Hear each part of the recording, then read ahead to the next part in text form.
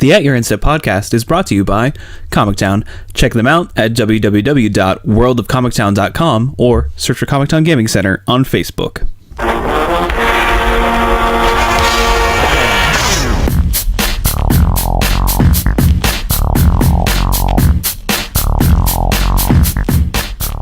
Hello, and welcome to At Your Instep. My name is Morgan. I'm here with Dave.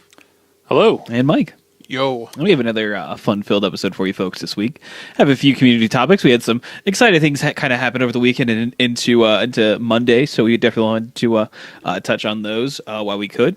And then move into the lovely competitive things that happened over the weekend. We had GP Pittsburgh, as well as nothing else really, right? Just GP Pittsburgh, pretty much. Yeah, game day. Oh, game day for those who participated in game day. Competitive bastion. Clearly. That's where all the I thought that's where all like the platinum pros were this weekend. I went 2 and 3 in game day. Congratulations! So obviously harder than GP Pittsburgh.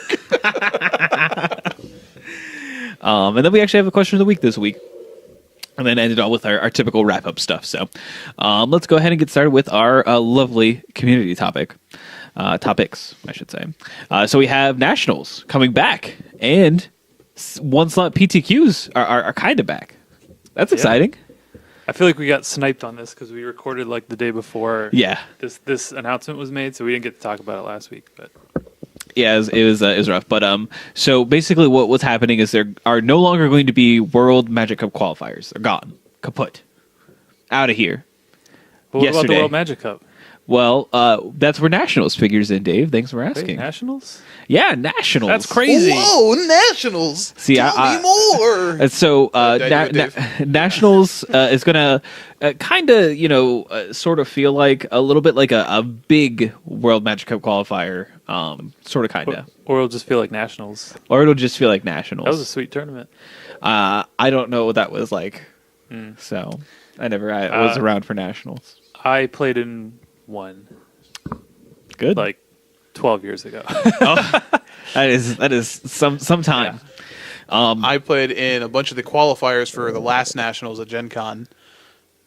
Missed on them, sadly. That was during Callblade. That was the last time that I played for trying to get to Nationals. Were you playing Callblade? I played Callblade for 2 of the tournaments, and I played Infect for 2 of the tournaments. I lost in the finals of 2 of them, and it's still a dagger that hurts now. Ooh, but that's rough. And the reason it became such a dagger is because I was like, I'll never have a chance to play at Nationals. But wait, but now you do. So what Nationals is going to do? So the top 2 from Nationals plus the top pro point player from each country will make up the national teams. Now, you may ask yourself, well, that's only 3. How did I get here? This is not my beautiful house. Going on? This is not my beautiful wife. And as days go by, water rushing underground. Once in a lifetime. we all apparently like the Talking Heads here. That's fine. I enjoy a man in an oversized suit. That's fine.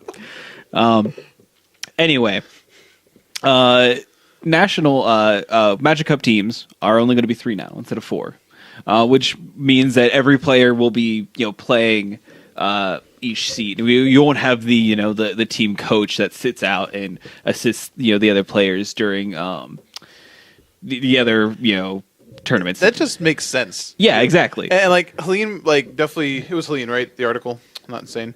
Yes. She wrote about how it led to some drama, and I can understand it leading to some drama. Hey, here's 3 slots to play and 4 people, make it work, and figure it out. It's this is just very clean. It makes a lot of sense. Yeah. So 2/3 will of the all nationals again are going to be standard. So 2/3 of the World Magic Cup qualifiers were modern. There are no modern PTs now as well. So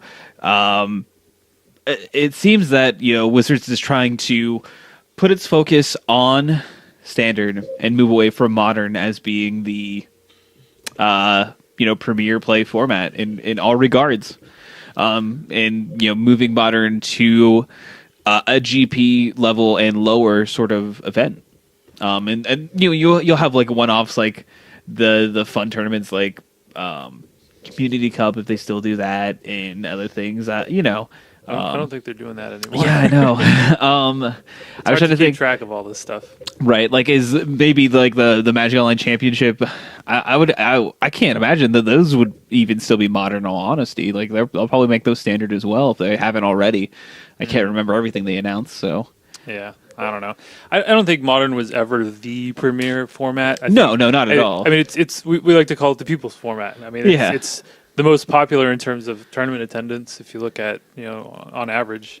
But the format it's not without its faults, and I think a vast majority of the pro community is kind of anti-modern and feel that it's maybe not as skill testing.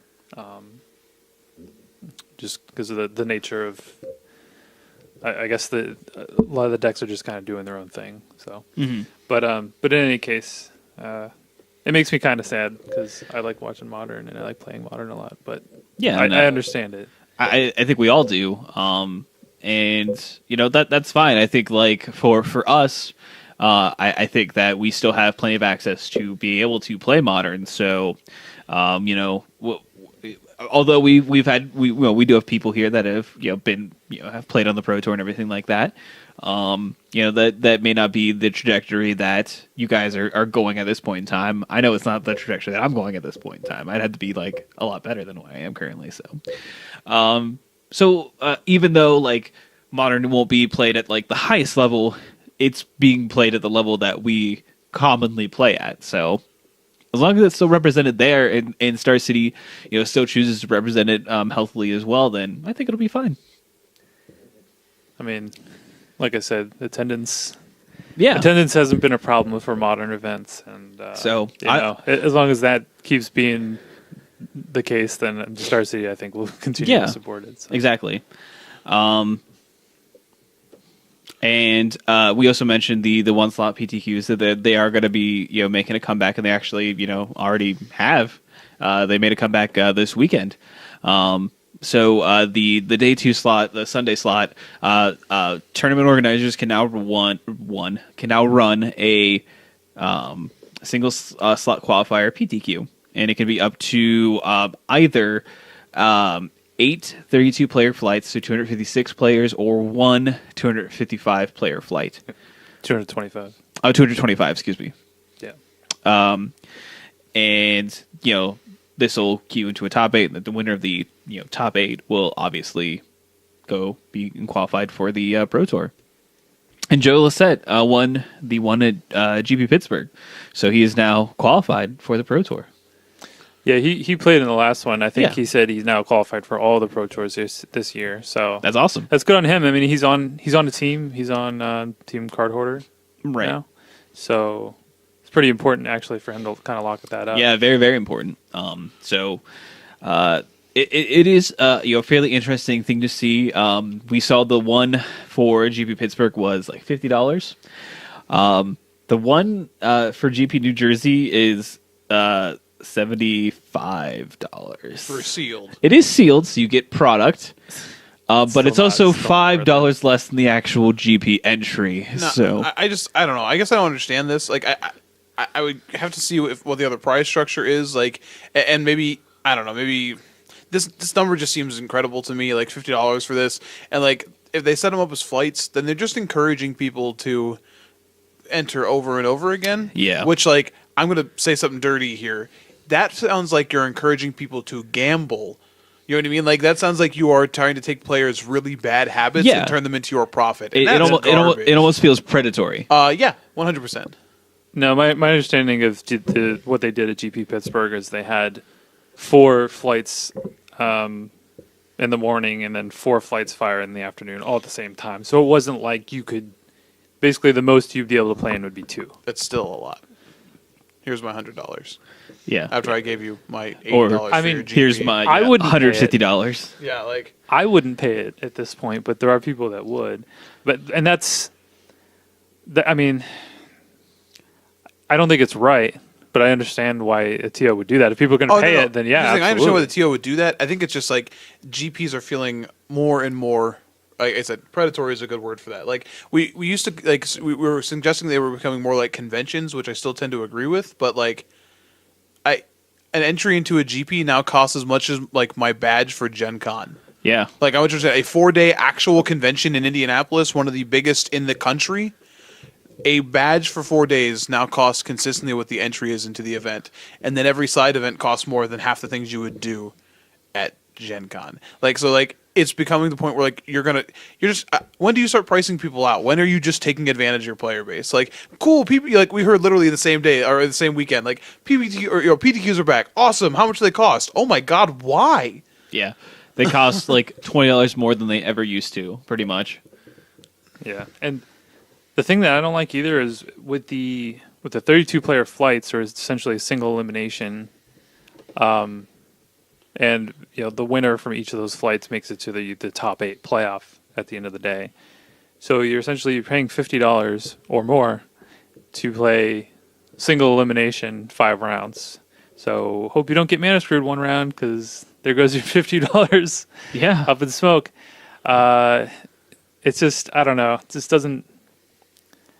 I have no interest in playing in any of these. We'll just put it that way. And I'm sure a lot of people kind of feel the same way. Now, if getting onto the Pro Tour is something that is a goal, then this is another way that you can do that. So, there you go. There's another option for you. But personally, that's no longer a priority for me, and it's just kind of laughable with, I guess, from the outside looking in. Like, I think of myself, who I do want to like grind still. Like, I do want to get back to the Pro Tour. Like, I think I'm better suited just literally like at this point going to the PPT or RPT route and then like trying to win an invitational. And like I want you to understand, like that seems more reasonable to me than just like I could have driven to Pittsburgh on Sunday and said, okay, I'll play in this PTQ, but like it just seems obnoxious. Like it's man, I don't know. Maybe I'm overselling this. Maybe if we just still had regular PTQs, they would be $50 by now, and we just have to deal with it. But I feel like you have, with only one person getting a legitimate like prize.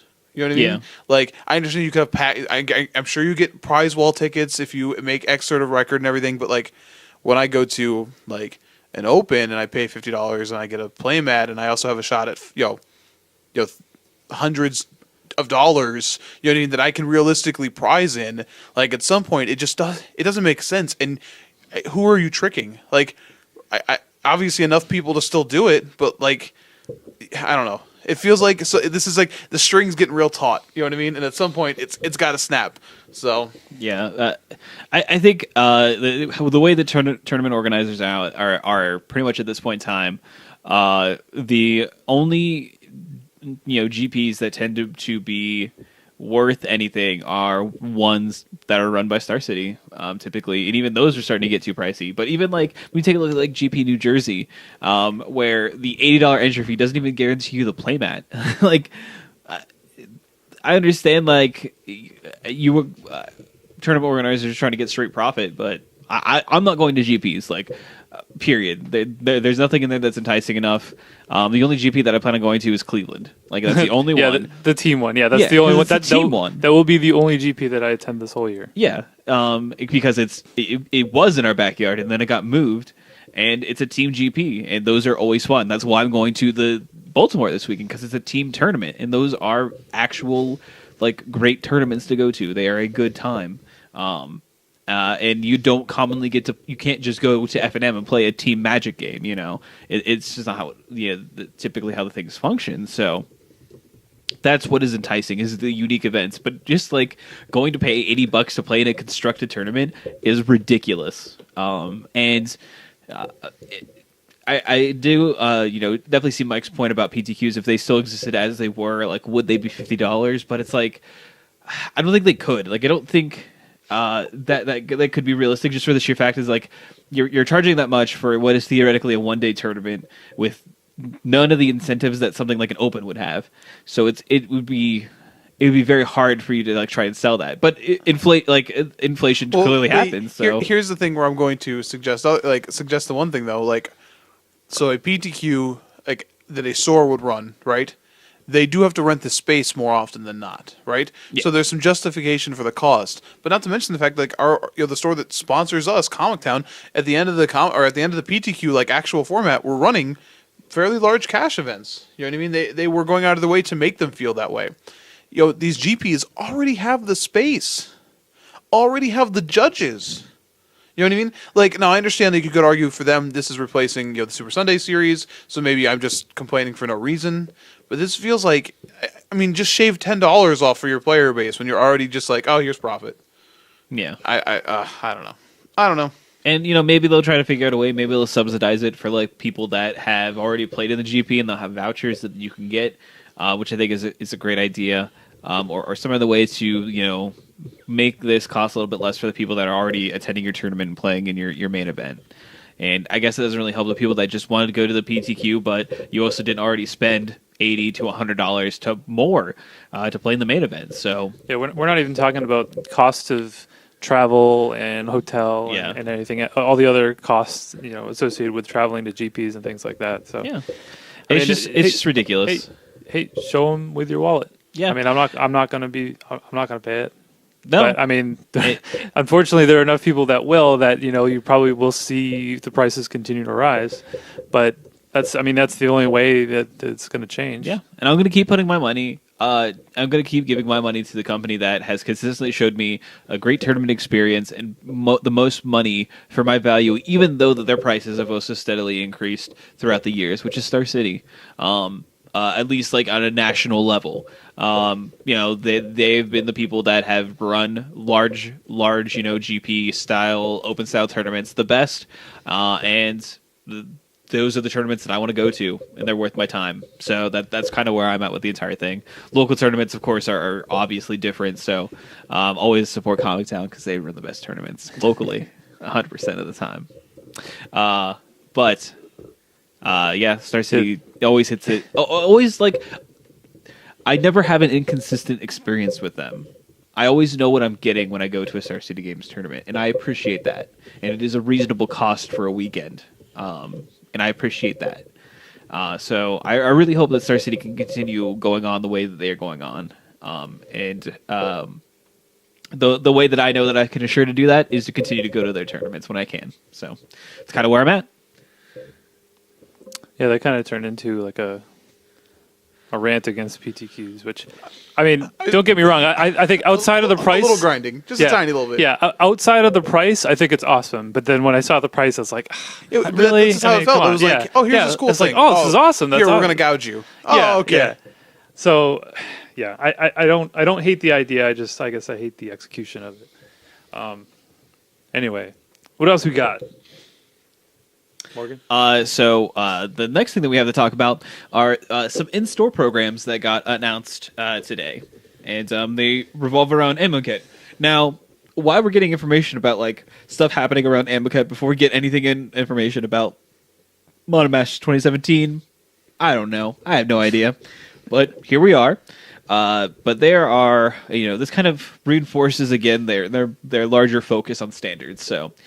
Now, I think one of the cool things that they are doing is a Magic Open House. This is timed to occur the Saturday before Amonkhet pre-release. And basically what this is to encourage standard play for newer players. So basically you come in, you can get welcome decks. So there are going to be welcome decks for 2017, which is important because those cards are theoretically legal in standard. If they maintain that, going forward, I don't know if they will or they will not, but it seems like they will, since standard play again is focused on this tournament. And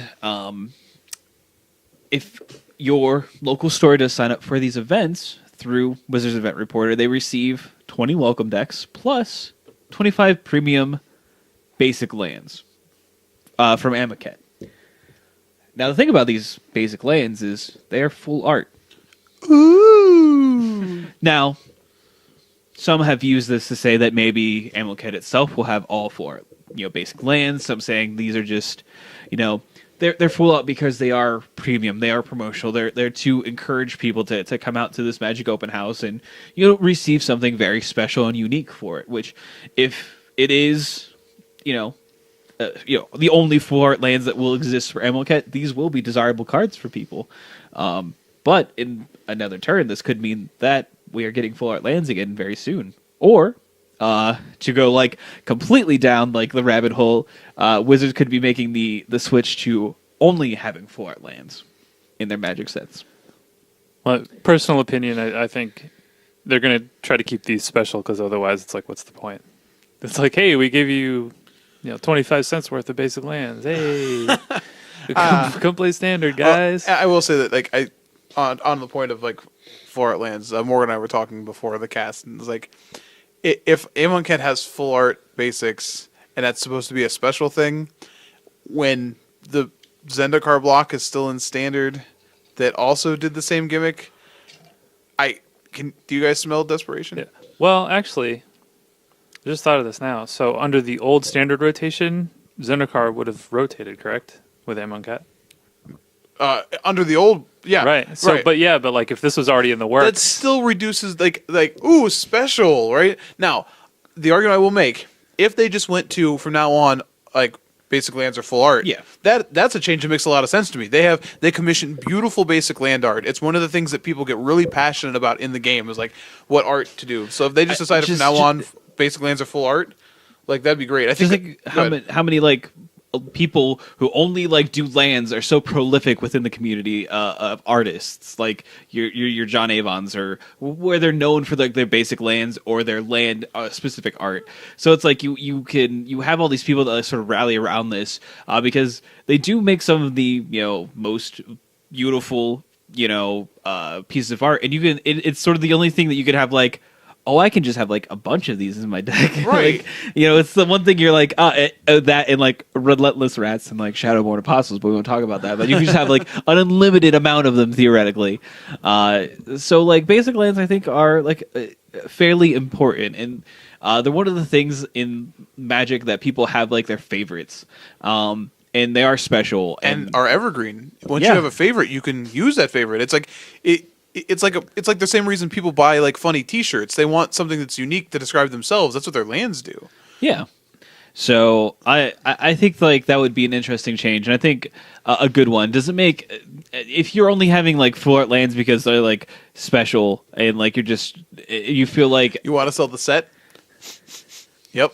Yeah. Still smells. I just made a sniffing sound and said, still sounds like and tastes like gonna have some sad sake, desperation.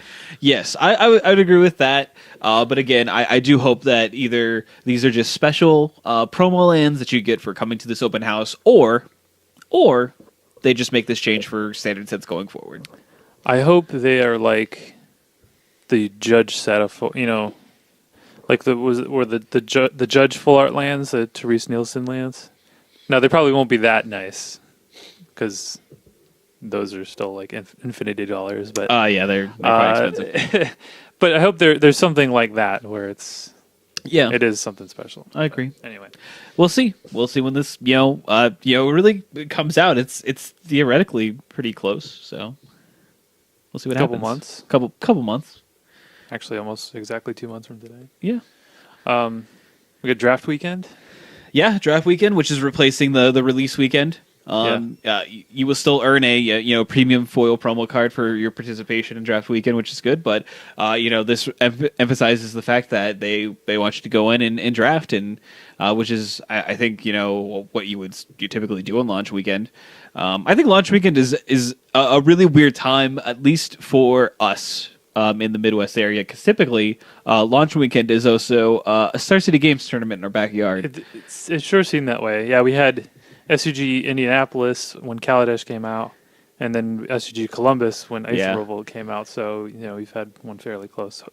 So yes, that's frequently the case. So it's been quite some time since I've attended a release weekend, but.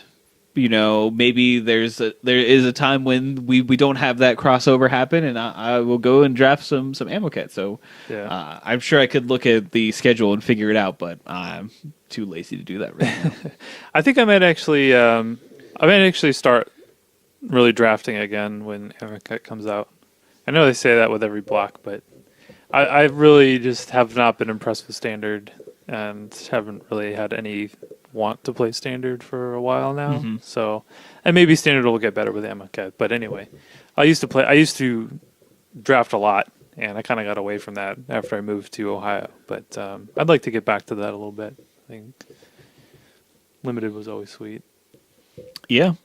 And in honesty, like if you did get back into Limited, even with this recent block with Kalish Aether Revolt, like that was a really good Limited format. I really did actually enjoy myself, and I'm not typically the person that enjoys drafting or what have you. So, but I had a good time with the Limited events I did play.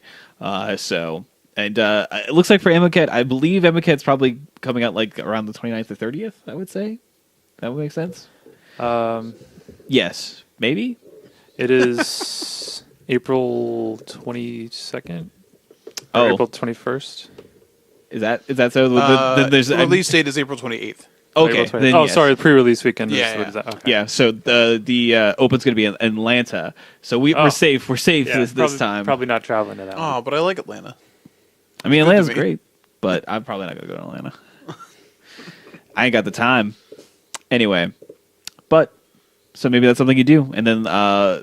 Lastly, we have the Standard Showdown coming back for Amonkhet. The Magic League too. Yeah, the Magic League as well, and that's just May 1st. So stores have been running this where you can kind of go in and play a bunch of people in the same league and get paid out based on your results on those, I believe. So that's pretty cool. Standard Showdown kind of runs the same way. You have the treasure chest packs as well. Coming back, so that's going to be pretty awesome. And then you also have the buy box. Is this the buy box program? So is it that? I don't think it matters for us. It's our store owners agreeing to how they. Yeah, I don't think that's actually. Yeah, we don't care about that. Okay, well, never mind. I will say the Standard Showdown. I believe they extended it, so it was 4 weeks the first time they ran it. Now it's going to be 8 weeks. And they can also do Saturday or Sunday, whereas before they could just do Saturday. I think those are both positive changes. A longer time and more flexibility, so that's always good. So yeah, look for all that when Amonkhet we get hits closer in to 2 Amonkhet. months. Yeah, so if you can't hear the subtle screaming from Wizards, play Standard, please. Please? Yeah. I promise it's a good format. We'll discuss that later. If you guys are interested in playing Standard, but not current Standard, boy, do I have a treat for you. Can I pause for 1 second? Maybe I may have just missed it when you said it. You did mention that we didn't have GPTs anymore, right? Oh, no. We didn't say that. Just they canceled GPTs. They're gone forever. That is correct. Does anybody care? I mean, I played in a GPG this weekend, but were you actually going to the GP that it fed into? No, I just needed to play Modern for Baltimore. How many people were in that tournament? 20. How many people were going to GP Orlando? No clue. Probably maybe one. Maybe one. Possibly. Yeah, fun fact, I've won a number of those events and have never utilized them. Now, some of that is I haven't gone to the GP. Others are I already had 2 buys. So, yeah. But I think we discussed this one. I'm sorry, did I cut you off? No, you can go. I'm sorry. You're shaking your head. I was still talking. No, I'm just shaking my head because the GPT program was just not good. Yeah, you're right. We were talking about this over the weekend. You play in a casual level tournament to earn competitive level prizes. Hey, play in this tournament where, again, we're not competitive rules enforcement, so that you can take your buys and get trounced in a GP. You did it. Proud of you. What a weird program. Yeah. It is weird. Well, it's gone, I guess. Yeah, and that's all that really matters. But I realized I was looking through it. I was like, wait, I don't think we said this. No, we didn't. But honestly, we probably could have not have said it, and nobody really would have missed it. So Anyway, moving forward here into the Standard Throwback Gauntlet is going to be available on MTGO starting February 22nd and runs through March 1st. And you can play what sets is it? So I guess they're going to have a series of these. Correct. It's so the Mirage Tempest Throwback Gauntlet. Right. What it is. So this was when they first had complete blocks where they could do standard. So yeah, this was Mirage block, Tempest block, standard, which actually it's a real throwback for me because it's right around. I started playing slightly before Stronghold came out, so right around Stronghold. So it was right in the middle of Tempest block. So a lot of these decks are decks that I remember from back in the day, like when I first started. And I was really bad. But yeah, I mean, some sweet ones. Yeah. Do you want to go through the list? I'm looking at Drago and I'm like, you definitely win with this deck with Stalking Stones, right? No, the one Rainbow Freet. Yeah. Oh, that's how it is. Oh, yeah. The 3/1. You can't kill it. It phases out. Can't is it possibly ever kill is it like Ryan Seacrest is like Rainbow Freed out? Phases out. Yeah, no, you gotta understand that, like, back in the day, like that was like the best. There was no Morphling, and Morphling wasn't even a card yet, so we didn't have like the unbeatable blue finisher, really, to that point. So Rainbow Freet was like, that was the thing.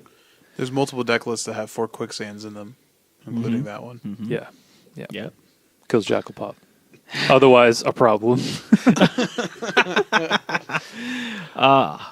Then. So yeah, I'll quickly go down here. So we have Dead Guy Red, which is basically a mono red, kind of a sly deck. One of the original aggressive red decks. Drago, which is the mono blue deck with the 1 Rainbow Freet, and Stalking Stones as a win condition. You got White Weenie, which I believe this was one of the World Championship decks from back in the day. Has like some Encore creatures with protection from different color creatures, so you can redirect damage and all your guys live. Frostbloom, which was kind of the original combo deck. This was like the original, I guess, engine combo. We use Natural Balance and Prosperity and Cadaverous Bloom to add mana, and probably really bad by today's combo standards, but this was kind of the first deck like this that I can remember. You got Recurring Nightmare Survival deck, which, if you've ever played Cube and had those 2 cards together, you can kind of imagine how that goes. Is good. Yeah, it's good. It likes to dirtle. It's got a lot of versatility. If you like pod decks, you'll like this deck. This is like the original pod. Yeah. Look at all them 1-ofs. Yeah. We got Forbidian, which is kind of another mono blue deck. It's a little different than the other one. I guess it's got more creatures in it. It's got a little bit more, I don't know, can attack a little bit better. Has more than 1 creature. You have kind of a Reanimator deck based around... It's got Animate Dead, Necromancy, Living Death, Sliver Queens, and Verdant Forces and things like that to reanimate. Shivan Dragon. Shivan Dragon, oh yeah. I don't actually remember this deck, so I don't know. These are exciting. And then are you shaking your head? These aren't exciting? No, not at all. All right, well, I think we got 2 more. We have Suicide Black, which is a mono black aggressive deck. Chooses Dark Ritual, which is a pretty good card. I forgot about Karavek's Spite. Karavek's Spite's nice. That card is hilarious. And probably really good, actually. Yeah. The black. Also, best art. Oh, yeah.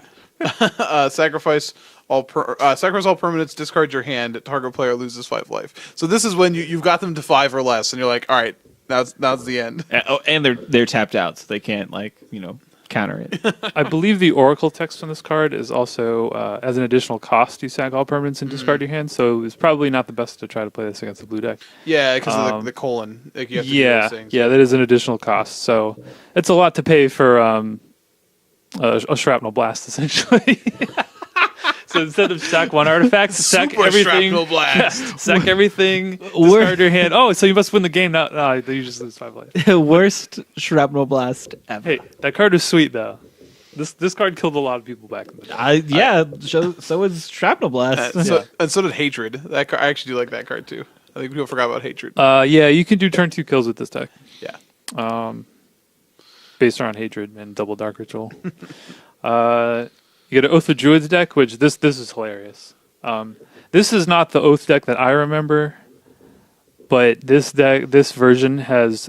So the creatures, you think about all these sweet cards that you could Oath into. It's 2 Archangels, Good. Yep. Great. 5/5 flying vigilance. What else do you want? Yeah, 5/5 flying vigilance for 7. Boom. And then last deck here is Tradewind Good Stuff, which is kind of a Sultai color deck with lots of walls and Tradewind Riders. And Living Death. Yeah, I guess it's more of a Living Death Well, deck. yeah, it's Hermit Druids, which definitely makes it a living death deck. Yeah. But yeah, this is just it's good clean Magic, you know. Lots of monocolored aggressive decks and weird reanimator strategies. I say I'm unexcited just because like this format, I could feel, I don't know. There's so many decks here that just feel like just bad. So I hope people have fun playing it. I will not play it. I think it's interesting. I think a lot of people will get to play or at least see these decks for the first time, and you can kind of see like how far Magic's come. You know, from looking at these are pretty. Yeah, you can see the basic strategy there, but there wasn't a whole lot to the decks. You know, like I guess Frostbloom probably it had some. That was a pretty complicated deck. There's a lot of math involved in that one, but you know, for the most part, you look at them, they're fairly straightforward. But I feel like today's game is just a lot more complex. You have planeswalkers and things like that now, so I don't know. But it's kind of cool. And this is the first, so this is like the 1998 version of this. So I'm sure we'll see more of these come out, hopefully throughout the rest of the year. So. Yeah, I don't know. I think I'll be hard pressed to find one that I'm interested in. But like, not like original Ravnica block with. Didn't play Standard during then, so. Oh. I will have. I feel like this block, this setup has to do a lot with nostalgia. Like, oh yeah, yeah. So like onslaught block, like I'll probably if there's an Astral Slide deck, then you'll get my $10. There will be an Astral Slide. You'll get my $10. Yeah, when I get to play like Upheaval, Mirari's Wake, yeah, sure, then you can have my money. But I feel like that has less to do with this being a good idea and more to do with like them taking advantage of '90s kids. Now, how much do you think they? Well, they said this is the 20th anniversary of Standard. Is that kind of how they came up with this? Yeah, 20 years of Standard. So it's kind of interesting timing that kind of Standard is kind of at showing its age. It's kind of at a low point right now than where it has been. It's like, oh hey, instead of these Pro Tour gauntlets that we've become accustomed to, how about these 20-year-old decks you could play? Yeah, these. Back when Magic was fun. The paint's starting to fade, and there's a little dust where they used to put trophies. But you know, the old girl's still going, it's doing good.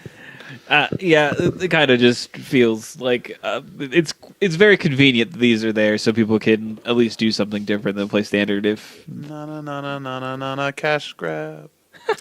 Hey, you can play Shock in this mono red deck. You can also play that in Standard. Right now, there's a list that has Creeping Mold in it, so like there you go. Oh, you can also play that in Standard. Yeah. It's crazy. Yeah, we're bringing back all the hits. It's all a cycle, man. It's all a cycle, but not that kind of cycling. This is so old. We didn't even have cycling yet. Yeah, cycling wasn't even invented until '99. Right. Sure. I don't know. That'll be in the next one. All right. Anyway. Yeah. So that'll be exciting. Look for that on the 22nd. The last thing that we want to touch on is the Riley Oberhart Memorial tournament that happened on Sunday, and we just want to say the thank you to any and all that went out, that donated, that gave, that's boosted the signal on the tournament. Anything that you did to help contribute, thank you so much. Through everyone's efforts, they were able to raise $11,000. It's a little more than that, and actually may hit 12 depending. As of right now, they had a couple. As of right now, they'll be closed, but they still had a couple auctions up for the foil. They got foil uncut sheets that Wizards donated, and those are still on eBay, so it might even go up. Yeah, so hopefully we can get them to $12K, and that's a great thing to see our community rally behind something like this. So hats off to you if you did anything to contribute to the tournament over the weekend. But that is everything for our community subjects. Let's go ahead and talk about Comic Town for a little bit. So, man, there's some stuff happening at Comic Town this weekend, guys. I don't know if you know this. I mean, I know that Mike and I will be in Baltimore, and unfortunately, we won't be able to attend some of these events. But first and foremost, on Saturday, February 18th, you have your next chance to qualify for the Comic Town Championship Series. It's going to be the Frontier Expo. Come and play a new format, a burgeoning format, if you will. And fight for your chance for the $1,000 prize pool to be distributed. And then, if Frontier is not your bag, on Sunday you can go to... That's not my bag, baby. One book, Frontier, and me. This is my bag, baby. You're welcome for that, everyone. On Sunday, the 19th, Comic Town will be running their preliminary Pro Tour qualifier for PT. Is that PT Kyoto? Kyoto. Mm-hmm. Okay. And it'll be $30. It's going to be sealed. If I forgot to mention that, but sealed. So you get your packs, and there's going to be $10 worth of sealed product distributed. No, 10 boxes worth. Of $10. $10 worth of sealed product. You get 2.5 packs. Excuse me, 10 boxes. That is different. Distributed as prize payout, and then you also are vying for that RPTQ invite. So come out to Comic Town this weekend if you're not heading out to Baltimore, and play some Frontier and or Sealed, because Standard is boring. Speaking of which, GP Pittsburgh. Wow, you know what we call that? A transition. Correct. Stuck the landing. So it was Standard, if you couldn't tell, and it was won by Ryan Hare. So it turns out the hare does beat the tortoise in the end. Shut up! Wow. I think Wizards made some horrific pun as well, didn't they? Oh, it says hair there and everywhere. Yeah. Oh my gosh. That's worse. That's pretty bad. That's worse than what I just did. It's all right. Paul McCartney's going to sue him for it, so it's good. Good. Anyone with a black-green constrictor, for lack of a better term, black-green non-energy, non-delirium. Yeah. Black-green snick. Yeah, which of the 5 flavors of black green? Yeah. I need you to understand. I just clicked on this top 8 list, and the first one that comes up is Robert Beatty's Black Green Energy, and I read it, and my mind immediately went, "Whoa, Black Beatty, Bam-ba-lam." I'm very sorry, Robert. Got a black green snake. Bam, Oh man, I'm really sorry for that, because that song's probably not even culturally appropriate anymore. So well, it's played on the radio. It's not my fault. Yeah, sure. His was kind of interesting though. I guess we could, if you want to start there. I know Hare won, a little bit different, but he had the energy version that was playing Greenbelt Rampagers. So this sort of looks to me like the next evolution of what Martin Yuza was doing now at the PT, where you have a bunch of incidental energy makers, and you really want to use them. And of course, you have Glint Sleeve Siphoner, which is a way to use them. But the inclusion of Long Tusk Cub is a pretty interesting way, because sometimes by the end of the game you've cast a bunch of attune with Aether, and you've not used any of the energy, and then you draw a Long Tusk Cub off the top, and that Long Tusk Cub may all of a sudden be like a 5/5, or if you have a snake in play. Yeah, Long Tusk Cub's going to get big. Each activation gives you 2 counters. Get real big. That Cub's going to be like a full-grown cat. Yeah. Deal with it. They grow up so fast. Yeah, he might. When they're just eating energy. Stop it. No. Cub's going to look like a Riparian tiger. That's how Johnny got so buff. He went to Kaladesh, and he was just he's like, well, I guess I'm going to just drink this Aether line. Wait. I think we might be inferring that Johnny juices. Yeah, you're saying Johnny's on PEDs? These are just... they're not illegal. They're not illegal in Kaladesh. So Dave, they're Planeswalker enhancing drugs? Enhancing drugs? No, I'm not saying that. He's just using a really strong mix of protein. Sure, yeah. Whey powder. Yeah, we get it. I understand. It's some whey energy. Wink, wink, nudge, nudge, say no more. I got it. He's got a guy. He's got a guy on Kaladesh. Oh my gosh. Hey, where was the Johnny for that last raid on the consulate? He said something about an injection in his rear end. I don't know what that meant, but I think he's getting some vitamins. Some vitamins. What is that? It was just catnip. Don't worry about it. Don't worry about it. No, I'm just imagining him like busting open a can of Aether like Popeye with spinach.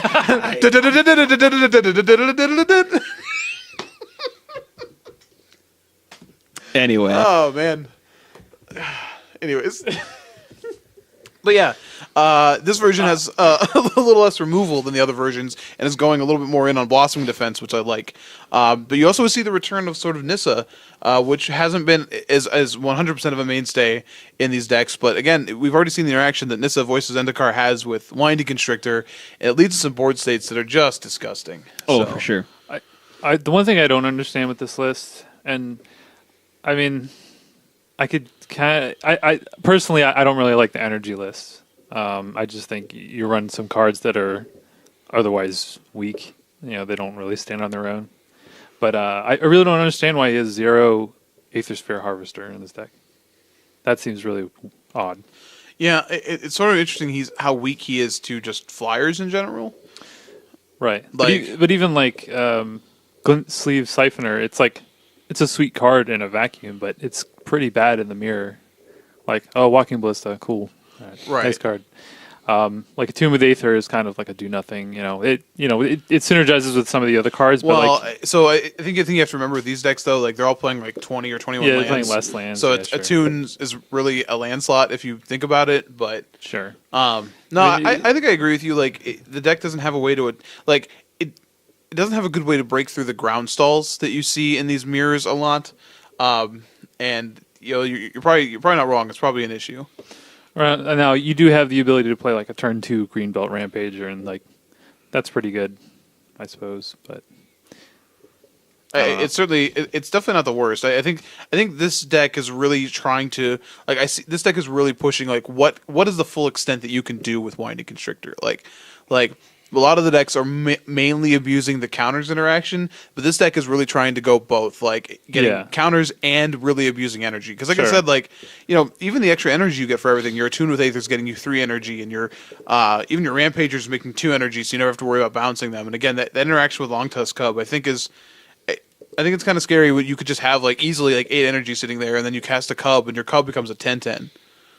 You know what I mean? It just becomes a 10/10. You're like, oh, cool. I'll put 8 counters on it. Like that makes for some pretty crazy draws. Now, again, it's a 10/10 vanilla, so it could be for naught. But I think I like seeing how hard you push this. If that makes sense. And this list does run 3 Blossoming Defense, which not all of the lists are running, and it can just be a blowout sometimes. Oh yeah, absolutely. So absolutely. in these lists are so. You kind of have the same core of, you get the Snake, Inverter Seal, Gear Hulk, Rishkar, Walking Ballista. That's pretty much the core. And then from there, it's like you can go Energy Synergies, you can go Delirium, you can go... You see more controlling lists that play... what am I thinking of? The 3/2... Tireless Tracker, yeah. Grim Players and things like that, so... I don't know, but I think I'm not saying this is definitively the best or anything, but I think it's cool to see the push here. If you want a more traditional list, then you could look back at Ryan Harris' list at 1, which does have Aether Sphere Harvester, though it's playing 4 Oath. I don't know if Oath is... I don't think this is a traditional list either. Yeah, you have 4 Oath and Nissa. He's running the Nissa Voice of Zendikar, which not all the lists are running. Catacomb Sifter, which is kind of... Yeah, it's a good card, but it's kind of Catacomb Sifter. Finally, you show up. Yeah, we saw that in some of the Pro Tour lists as well. Yeah, but, that one it's kind of an oddball. Kind of. Yeah, it was called long. It was a long distance call. Yeah, it's kind of an oddball card just because it doesn't it doesn't work with +1/+1 counters or energy or anything. It's kind of an oddball card, even though it's generally just a good card. So I can tell you why this list kind of looks weird. It's actually in the sideboard. It's running Flaying Tendrils in the sideboard. And if you look at a lot of its creatures, they all have 3 toughness. Okay. I was going to say it was interesting, because I think even Sylvan Advocate, you said like doesn't feel good, like at all, in the format. Like, I need you to understand, like Fatal Push has made that card seem pathetic. But I guess a lot of things that would make that card seem really. But I guess you're right. If you want all your creatures to have 3 toughness, you can play tendrils. That seems fine. So what deck are you really punishing then? Is it vehicles? Yeah, you're trying to punish vehicles. You kind of like beat that deck anyway, right? Like black green is advantaged against vehicles. I would think so. I think any deck that gets to play 4 Fatal Push is heading the right direction anyways. But not to mention Walking Ballista. So yeah, like I don't doubt that was kind of the thinking behind the list, and I can't really knock it. I mean, you won the GP, so I can't really say anything there. I just don't know that. Like warping your whole deck around playing 2 Flaying Tendrils on the board is really worth it. Yeah, and it may not be the whole deck, but it is like a contributing factor to his creature selection, I believe. Right. No, it's the whole deck. Walking Ballista is the only, I guess, a Rish card where you don't put a counter on it, but Walking Ballista is the only other card that you could ostensibly hit with your own Tendril. So I think it is designed with that in mind, which maybe is too cute, but he won a Grand Prix. So he did it. I do like those Descendant Mindbetters on the board, though. Yeah, love that card. Yeah, but so that was another way. We have Adam Van Vliet is playing a more Delirium version with Traverse the Overwald and Mindwreck Demon. We've kind of see that. He's playing 1 Ishkana on the main, which isn't always the case in these. He's playing a couple of Gifted Aetherborn, was a card that I saw show up in a lot of main decks. And that card is... if you watch the GP at all, it was pretty much just all black-green all the time. A lot of mirror matches, and a lot of black-green against other decks. But you definitely could see the games where one person would play a turn 2 Gifted Aetherborn and like the other person would play a turn 2 Glint Sleeve Siphoner, and you could just see the difference. It was just like, which one of these would I rather have? Oh, that's cool too. 3. I'll attack for 2. Yeah. Or like just going like Gifted Aetherborn, next turn play a Rishkar, put a counter on it, attack for 3. Oh wait, were you suggesting that a straight Aetherborn versus Siphoner Aetherborn's better? I think Aetherborn is better. Siphoner definitely gets to attack in that scenario, and you get to draw a card. Right, but that card dies to literally everything. But then you get to draw a card. Maybe. But then I don't know. It was not impressive. It was not impressive. If it lives a turn, yes, sure, you get to draw a card. Have you ever drawn extra cards, Dave? I have drawn multiple. Then I fail to understand your argument. Yeah. I'm just saying. No, I think that card's... Yeah, I agree. That card is good, too. But also plays around Tendrils. Yep. True. That's the card you play over... Sylvan Advocate? Yeah. Poor Sylvan Advocate. How high, the highest of heights, the mighty have fallen. Like, he's I want a pretty GP. mediocre now. He's just one of the guys. He's one of the guys. Man, do you remember when Dave said he was Tarmogoyf? Yeah, and now he's definitely not Tarmogoyf. Hey, did you that card had its time. Did you look at that list? I'm harassing you for making that Tarmogoyf, but 5 of these decks have 4 Walking Ballistas in them, okay? So who's the joke really on, Dave? Yeah. That's one thing that they could all agree on. They all have 4 Walking Ballistas. Oh, and I played with that card now, and I know I apologize for being wrong before. It's worse than that. I'm even more wrong, if that's possible. Yeah. One card that we saw show up in multiple lists in the main deck was Gaunty, the Lord of Luxury. I need you to know that I tried to find those. It's lifestyles of the Aetherborn. Oh man! If you come into this room, you can see Gaunty's Aether Heart. It's an unfortunate show because it's actually like very it's very quick. It is real quick. It's super quick. Yeah, I tried to find these over this weekend because I wanted to play some in the list I was running.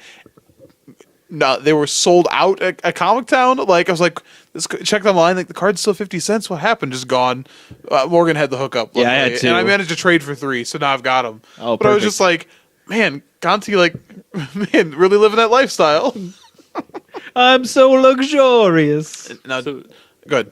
I was gonna say, is this just a nod to the mirror match? Is this like a mirror match card where you're gonna trade for something and then you get another card as well? Yeah, honestly, especially if you're looking at some of the lists that are playing these tend to be the ones that have Traverse the Overwald, right?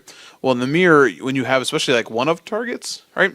Gaunty can be that sort of you're getting value out of it, but can also be that really great value where it's oh man, I look at the top 4.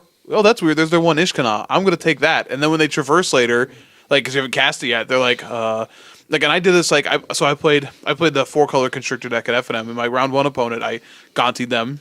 They were playing black-red, like the control list ish. And I hit it at Chandra.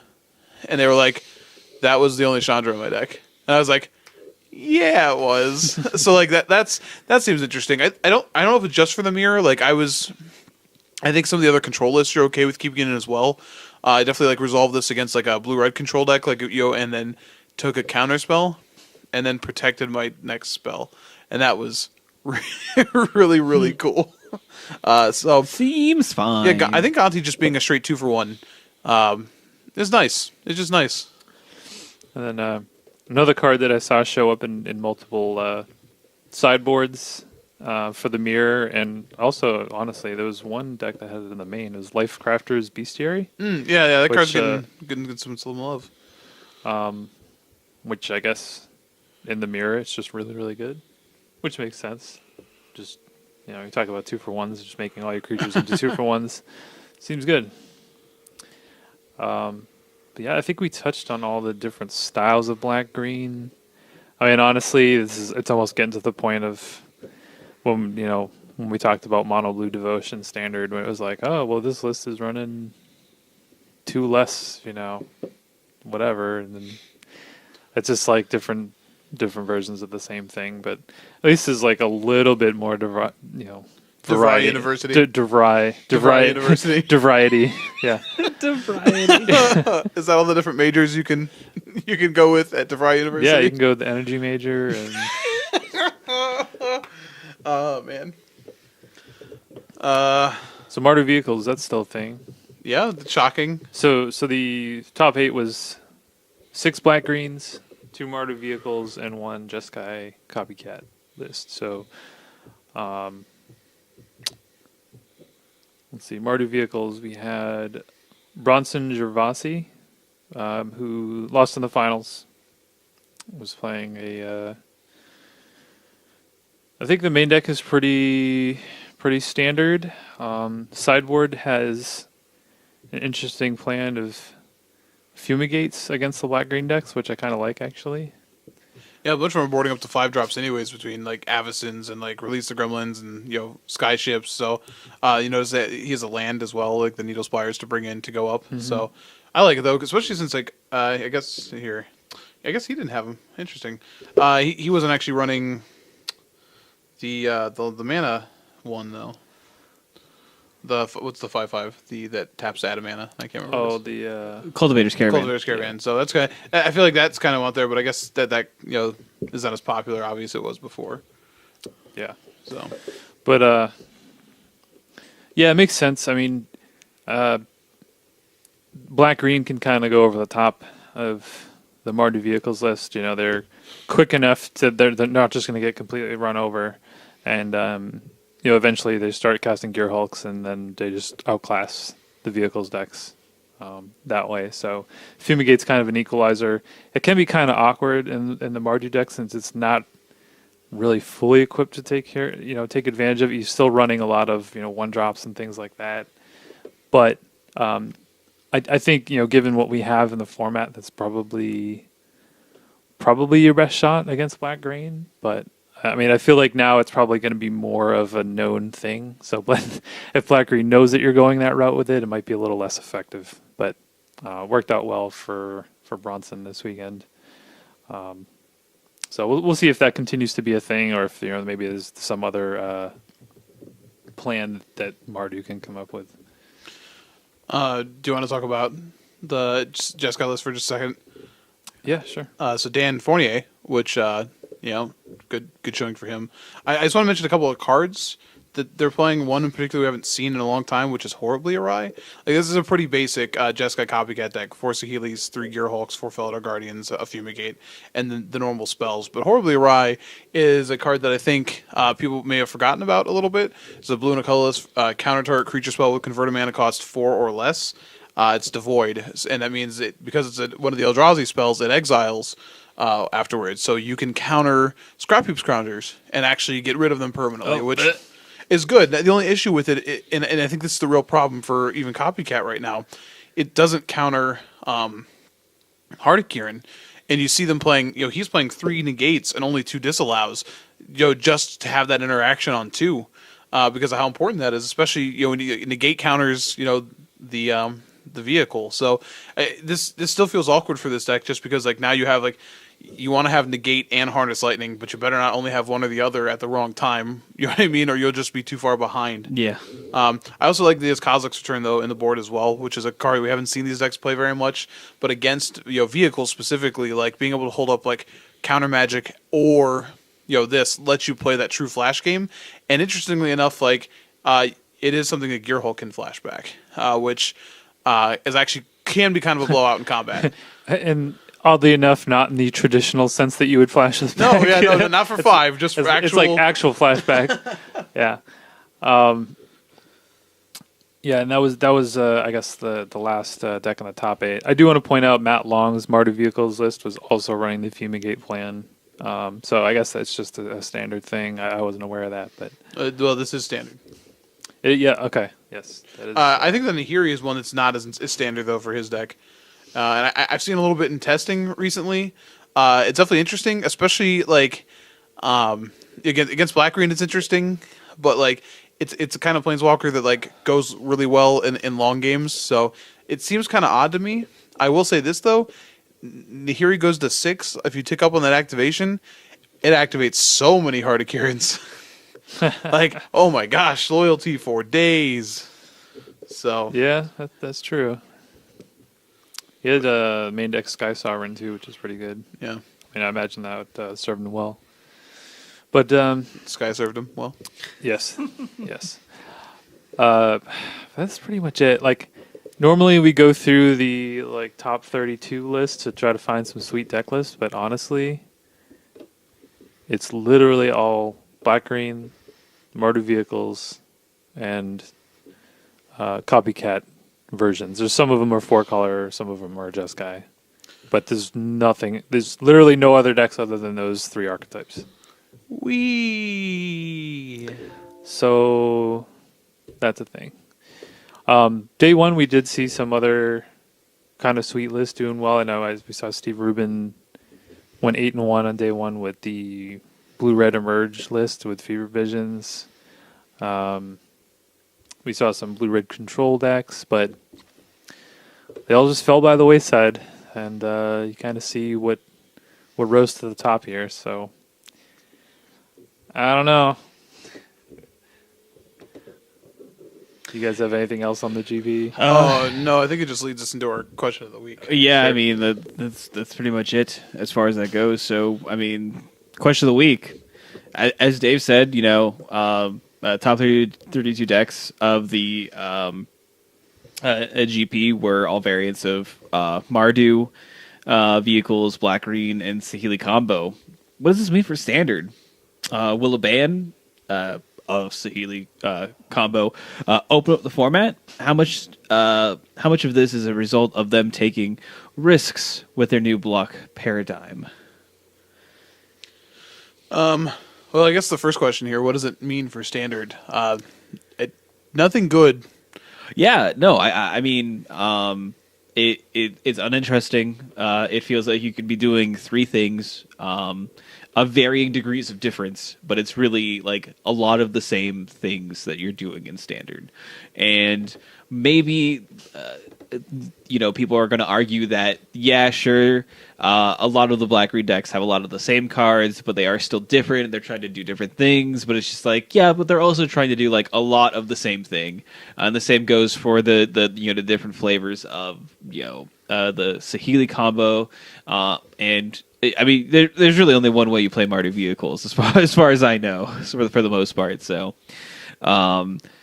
it's just, I don't know. It doesn't feel diverse.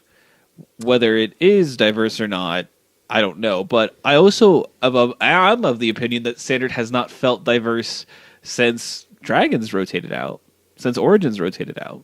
And not saying that Standard didn't also have problems. It certainly did, but maybe I'm just looking through the past with the rose tinted glasses or something like that. But this standard's boring. I'm bored by it.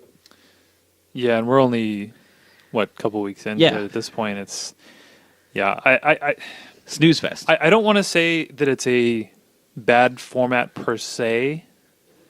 Like from what I've seen, standard is maybe not as diverse as we would like, but the gameplay seems to be pretty good. Like there's a lot of back and forth. There's interplay, and there are different sideboard strategies that work. So as far as the interaction and these styles of decks, I think this is definitely like the kind of Magic that they want to promote, that they want to see gameplay. Maybe not infinite combos on turn 4. Maybe not that. Yeah, maybe. But for the most part, if you look at the black-green decks, you have some cool synergies there. With the +1 counters and the energy. The snake kind of facilitating all that. That's great. So I don't want to say it's bad. It's certainly better than, man, I played this game like so well, and then my opponent just dropped an Emrakul, and then I died. Mm-hmm. Feels way better than that, and it feels way better than, hey, I got all my creatures bounced by Reflector Mage, and then I died to whatever. But has it really changed? So no, we don't have Emrakul, but now we just have like Saheeli combo.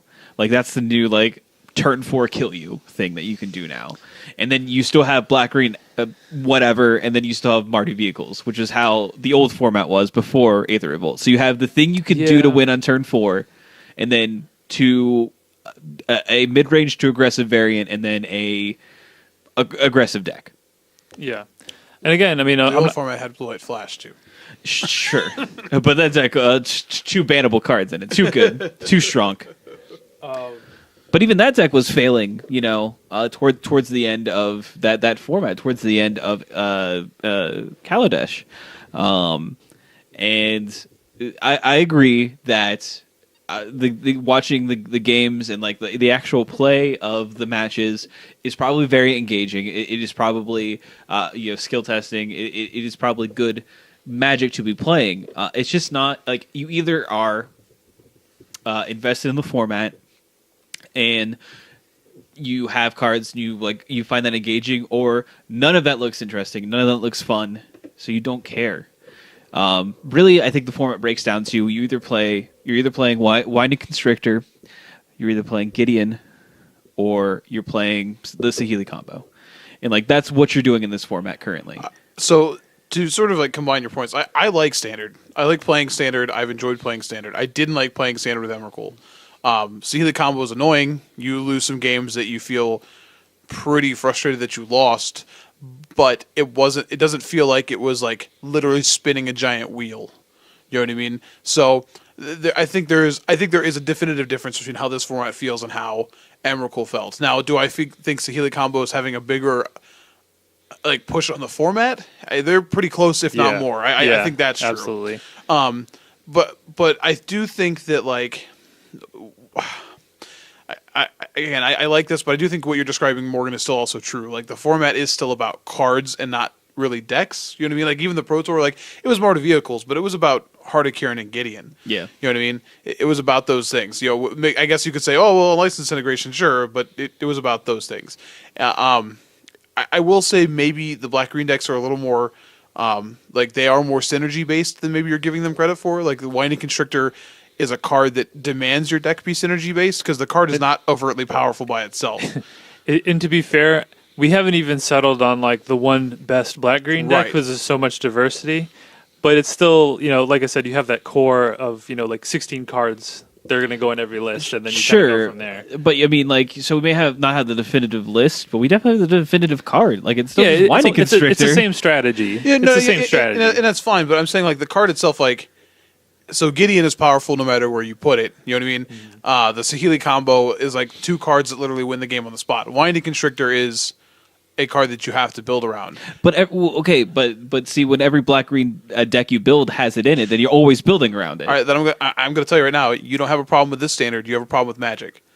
I'm being very honest. But you can't No, you're getting mad at mid-range decks. I understand there's not as much diversity, but you're getting mad at mid-range decks. I understand that, but every black-green deck is built around Winding Constructor. So I still think that Winding Constructor is just as theoretically powerful as those other cards. Maybe not in a vacuum, but in reference to the format, yes. Man, maybe, I guess. I guess, but you could say that does it lead to the most broken draws? I will agree with that, but I have a real hard time looking at a 2/3 snake that literally does nothing by itself and saying the card's way overpowered. Now its effect is powerful, and as I said before, we were talking before, this concept of taking an enchantment that was already powerful and then attacking on a creature historically is dangerous. We've had we've had a lot of good cards that way, but sure. I think your issue still is more with mid-range decks, where you're saying I think there is a lot of diversity in this list. You have at least 3, if not 4, actually different lists. Yes, they're all playing black green. Some of them are playing red, but Delirium versus just aggro versus energy, these are interesting. These are people building with. This is what you would want to see in a standard format. It's just when because a lot of people refer to the Delver, right? Delver was there's multiple flavors of it, and then it came down to piloting it and making metagame decisions, which is good. So I think at least with black green, I think you're looking at you're not seeing the forest for the trees. If I might say that, you're just sure. mad at here's another snake deck. But really, these are interesting decks that they have to play against each other, and I think that's interesting. I understand that, but again, all these black green decks have to play snake pretty much, unless something that I'm seeing. I think if you don't, then you look at the Sultai, they go control. They go real big, and then you're not playing creatures. But even the Delirium list that I'm looking at right now definitely has it in it. Sure. So, and I can understand variations between snake lists and finding that minutia interesting. But I also know that having a format that's all just black-green lists with smatterings of various other things, regardless of whether the actual what the list actually consists of is slightly different from list to list. It's still not engaging. You are playing black-green, and the little bits are obviously different in how they play, but when you break it down, it's still just snake deck versus snake deck with some slight variations. Yeah, I think I'm with you, Morgan, on that. I can see, Mike, I can see what you're saying about how they are different, and this is kind of the style of deck that you want to see, or that is fair. But it's only interesting up to a point. It's in the end. Don't get me wrong. I'm not championing the format here, but I am saying that getting suggesting that there isn't I think if you look at this format and just say oh well, it's just this. I think you're not giving the player base enough credit for building within those decks. You know what I mean? Mm-hmm. Now you can be mad that the deck does feel like a 3-horse race, sure, but we said, the top 32, we can simplify it as saying it's only 3 decks, or we can literally say it's 7 decks with 3 different types of Saheeli, 3 different types of black green, and then vehicles. This is the typical rock paper scissors format, right? You're not wrong. So you have black green is obviously the rock, right? Sure. Black green's always the rock. that is correct. So I guess the paper would be Saheeli combo. Sure. The rock, because Saheeli's advantage against black green, and then scissors would be Mardu vehicles, which beats Saheeli. Yeah. And I guess that's fine if you. I just think that this format is minor variations. They all have the same I don't know. They just seem uninteresting. They all seem like they're doing the same thing, even if they're not. I'm just disappointed that I think Kaladesh Block had so many really sweet build around cards, and I think part of the question here was, now were you talking about the taking risk with the new block paradigm, or you just with set design? I'm the one who posed the question. I meant Eighth Revolt is a weird set. It is a very unique standard set, and something we haven't seen them do. I mean, this set doesn't feel like anything they've done since New Phyrexia, maybe, where some cards seem really close to broken. Yeah, I was gonna say, I think they did take a lot of risk with this block, but in specific, I think with Aether Revolt, and we really just haven't seen it. It's like the most played cards we've seen are Constrictor and Walking Ballista, which honestly, I mean, coming out when we reviewed the set, I thought, oh, these are cool cards, but those weren't the ones that we were really excited about. And I think that combining that with the second part of the question, then like, will a ban of Saheeli combo open the format up? I think I'm in the yes department. I think so. Yeah. You know, some cards you can look at. Like I played Panharmonicon in the old format. It was sweet. You have a number of things you can do with that card. You can't tap out on turn 4 to do nothing now. Paradox Engine, a card that just screams break this card, right? Literally does not. You cannot see play. How can you tap out for a 5-mana artifact that doesn't do anything? So I think like So if you combine that concept with again the way they built the block. Sometimes when you build a block that has a lot of combo potential, it is potential until it happens. So you have a lot of cards that feel like they're not doing what they need to do until you see another card like Amonkhet, or B, you see the format move away from like not being able to tap out. But you shouldn't in standard if they want these cards to work. You can't have the fear of, if you tap out on this turn, you die, like you do in other formats, because you don't have, you're not giving these decks a chance to do this. You know what I mean? There's nothing else. What is a Paradox Engine deck supposed to do? It has to, if you're going to use Paradox Engine, you have to have permanents that work with it. You can't have a ton of spells, and you also can't keep infinite mana up. Like it's not how a combo deck works. Right. So you mentioned combo potential. Well, once you figure out what the best combo deck is, the one that beats all the other combo decks, which one do you think is going to see play? Right. And the one that can just beat really any deck, given the right circumstance. I mean, you have, at least 3 actual infinite combos in Standard right now? If not more. At least 3, yeah. You have Saheeli, you have, you have 2 forms of Panharmonicon combo, because 2 Felidar Guardians and Panharmonicon is infinite, and then of course the one I was playing with Drowner and Displacer, and then you have Paradox Engine, where the deck that can infinite mill itself and then kill you in 1 turn by generating either infinite mana or infinite damage or close to infinite damage via an attack. So hilariously, a number of those I know revolve around Walking Ballista. Shoot me, I get it. But I mean, like, and that's unusual for Standard in general. But the other ones, the ones where you have to play a huge do-nothing artifact where you have to tap out for it, like, that would be easy to prey on for a traditional control deck. But instead of a traditional control deck, we have combo control, which just obliterates actual. Combo control tends to beat hard combo. Yeah, it's not only that you got your thing countered or whatever, it's like you lose the game on the spot. Not just that you get your thing countered, but like your piece is a piece, whereas theirs is just the 2. You know what I mean? Like Paradox Engine, you have to slowly assemble. You know what I mean? And even Panharmonicon, you're playing a mid-range deck until you combo off, weak to counter magic, as it should be.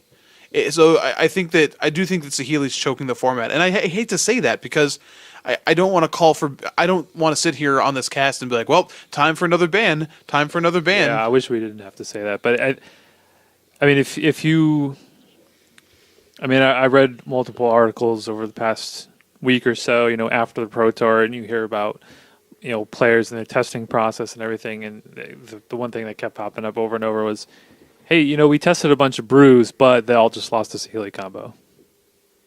Right. And then a lot of teams came to that conclusion. They're like, well, okay, what are we going to do to beat Saheeli combo? Oh, Mardu vehicles. And then you saw what happened at the Pro Tour. So, even though you might not think that Saheeli is dominating the format, it is keeping other potential decks from rising up. Which is really, that's really, what's keeping the rest of the format down. I think like the thing that worries me the most, like just looking at GP Pittsburgh. So even like the Pro Tour, you could go look at all the X point lists, and there were a smattering of like light. You know what I mean? And you had even like Aetherflux Reservoir made a deep run in that tournament. You had a couple top 32 of this one not having anything unique. I'm just saying, like, I would have taken anything to talk about. But here's what I would infer from that. You're disincentivizing someone from playing their brew because it can't just beat the traditional pillar. You know what I mean? Like, so many of the brews are invalidated by Jeskai Saheeli that why would you take the chance on it? So if you go back to the Splinter Twin ban, in Modern, they banned it for format diversity. I don't think the Saheeli combo is too powerful for Standard. I think it has shown you that other decks can beat it consistently. So when you hear me say that it needs to be banned, I'm not saying this is broken, this is stupid, they shouldn't have this. It's for competitive diversity. Well, it wasn't meant to be in the format either. Right. It was a mistake. And I think that's like the biggest like giveaway, right? Like when they come out and say, oops, you know that it shouldn't be there. I know there's a lot of people who get up on the pulpit and will argue that, like, oh, if you're really good at Magic, you'll just figure it out and you can beat it. And again, spoiler alert, the format has beaten it, but the format becomes stale because of it. And I think this has been said before, but I think it's one thing when you point back to when Splinter Twin was Standard legal. People say, oh, it was fine in Standard, but it was only in Standard for a couple of months. And you can kind of deal with that. You know, if we knew that Saheeli combo was only going to be together in the format until Amonkhet was released, they'd probably be like, okay, fine, we'll just ride it out, because they really don't want to ban cards if they can avoid it. Yeah. But when you look in, like, these two cards are going to be in Standard for like another 2 years or whatever, then it's like, we're probably going to have to do something sooner or later. We might as well just cut it off now. Which, I mean, hopefully that's what they're thinking. We'll see. It's either it has to. Just the presence of the combo in the format warps it. Whether it is the most played deck or not, just the sheer fact that you have to play a deck that is prepared to handle that in some facet, it just does negative things to the format. So I think that there is hope if come the next round of bannings here in the next few weeks. If we do get a Felidar Guardian ban, we see or Saheeli Rai ban, probably not Saheeli Rai, but in all honesty, it's kind of sad. Saheeli Rai, if she's not banned, literally does nothing in the format as it stands right now. So Felidar Guardian, actual more potential in the format than Saheeli Rai. Theoretically, if Saheeli Rai was banned in the format, just due to some of the interactions you do have with Panharmonicon and things like that. It has to be that. You can try and say that maybe they'll print a card in Amonkhet that'll help with it, but it's like you already have cards in the format that deal with it anyway, but it doesn't matter. So I hope it gets banned. I hope it's not something that people have to worry about just randomly dying on turn 4 at some points in time. And it allows the format to breathe a little bit easier. It maybe allows some decks to flourish and actually become tier 1 that you can actually play. And we maybe move to like a 5-deck format. A genuine 5-deck format. Yeah, I would, yeah, it'd be nice. It'd be nice. Yeah, I just want to see some of the awesome potential from this block really come out. Yeah, and show itself, and get some value out of some of those cards. And now, the most played cards that have come out of Aether Vault are uncommons. Like you have you have Walking Ballista and you have Heart of Kieran, which are very well played. But the most played card in Standard right now is Fatal Push. And then you have Winding Constrictor coming up pretty quickly as well. So this set does have other powerful cards in it. That has other good cards in it, which we have some of them we have seen. But I definitely know that Aethervolt has some more exploration to do. So we'll see what happens. I worry that the change in the actual block paradigm that they changed back to having sets not rotate as quickly may still cause some issues for Amonkhet. So we'll see what happens, and maybe they could course correct in some facet. But I want to see what that set does as well. So we'll see. Yeah, I guess the nice thing is that as you sort of alluded to, with a fairly short turnaround, like I think this is more fixable than maybe it seems. Like if you're a person like Morgan here who feels like Standard has been boring for a little while, ostensibly they can fix that fairly quickly. The only issue is you have to believe that R&D knows what they're doing, and you may not believe that anymore. Yeah. That is a huge thing. That because I definitely feel like I've lost a lot of faith in R&D over the past few sets, and it's just not something that I really feel. I will still hold out hope, and I do hope that standard gets more diverse and it tries to go different places. But I'm also not holding my breath. And there are plenty of other ways that I can play Magic, so standard's not even like something that's necessarily on my radar. I'm not super worried about it, so we'll see what happens. But it feels like we're getting to the area where it's like you can only go up from here. So we hope to have better news to report in the future. But until then, meh. Wow. At least we got a sweet team event coming up. Yeah, that's true. Man, I'm so pumped for this weekend. Yeah, it brings us to the wrap up here. So we have Baltimore, the Star City Games Open Series, stopping off there for Team Constructed. So it'll be Mike, Jordan, and I playing 3 different formats of Magic. We'll actually be able to talk a little bit about Legacy. We'll get a rundown from Jordan, and he'll say how his Legacy matches went, and I'll watch them and talk about it. And I'll be playing Modern, and then Mike, you'll be our Standard player, and it's sweet. It'll be awesome. You get a sweet playmat.